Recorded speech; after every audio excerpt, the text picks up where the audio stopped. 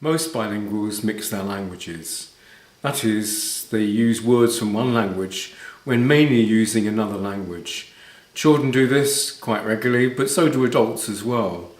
We find that people mix their languages when they're with other bilinguals, and that when they're with monolinguals, they tend to stick to the language of that monolingual. So mixing a language tends to be more with other bilinguals than with monolinguals.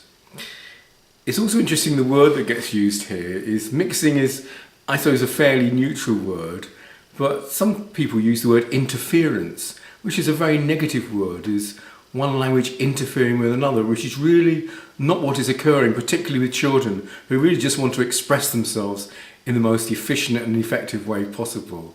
There's a new word, and it's called translanguaging. And this is very positive words, which basically implies that children, adults, use both their languages to maximal effect in conversation. And they may move from one language to another, even inside the same sentence, but they do that to maximize communication. So translanguaging, a good way of looking at it.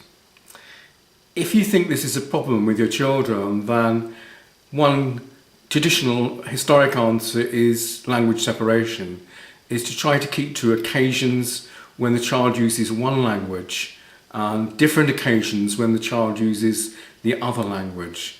This happens quite naturally sometimes when one parent speaks one language and the other parent speaks a different language, and therefore the child naturally addresses the parents in different languages.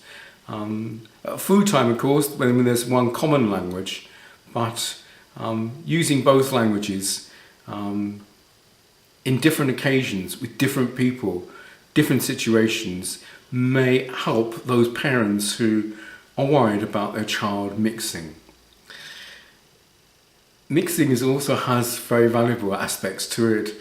For example, it can show social distance.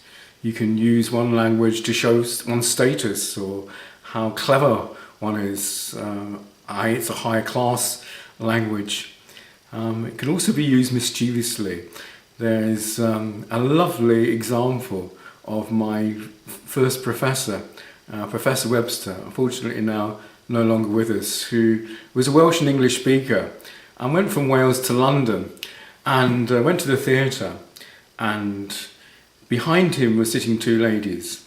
Now, Professor Webster was very tall and very wide, and in Welsh the two ladies were having a conversation, thinking he didn't understand. They said, "This enormously large person in front of us, we cannot watch the play."